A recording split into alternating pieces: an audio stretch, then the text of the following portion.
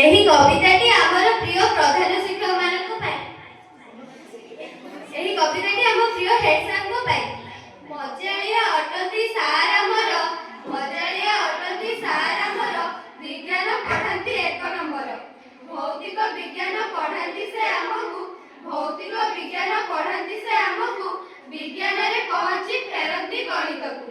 ନାମଟି ତାଙ୍କର ଚିତ୍ତରଞ୍ଜନ ମହାନ୍ତି, ନାମଟି ତାଙ୍କର ଚିତ୍ତରଞ୍ଜନ ମହାନ୍ତି, ସେ ଆମର ପ୍ରଧାନ ଶିକ୍ଷକ ଅଟନ୍ତି। ଏହି କବିତାଟି ଆମର ପ୍ରିୟ ଅଜିତ ସାର୍ଙ୍କ ପାଇଁ।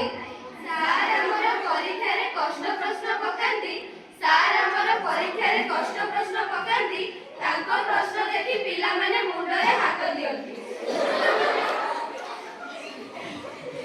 ଏହି କବିତାଟି ଆମ ପ୍ରିୟ କାର୍ଲ ସାର୍ଙ୍କ ପାଇଁ।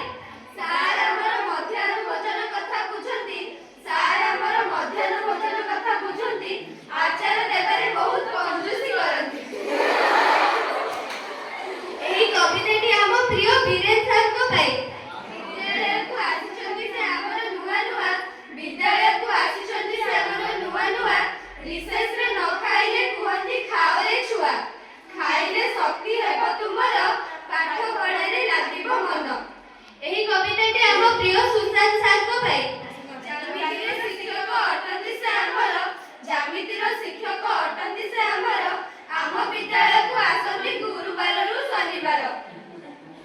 ଏହି କବିତାଟି ଆମ ପ୍ରିୟ ବଳିଆ ସାର୍ଙ୍କ ପାଇଁ। କମ୍ପ୍ୟୁଟର ସାର୍ ଅଟନ୍ତି ସେ ଆମର, କମ୍ପ୍ୟୁଟର ସାର୍ ଅଟନ୍ତି ସେ ଆମର, ସ୍ମାର୍ଟ ବୋର୍ଡ ଖୋଲିଲେ ରୂପ ଧାରଣ କରନ୍ତି ଭୟଙ୍କର। ଏହି କବିତାଟି ଆମର ପ୍ରିୟ ବନଜିତ ଦିଦିଙ୍କ ପାଇଁ।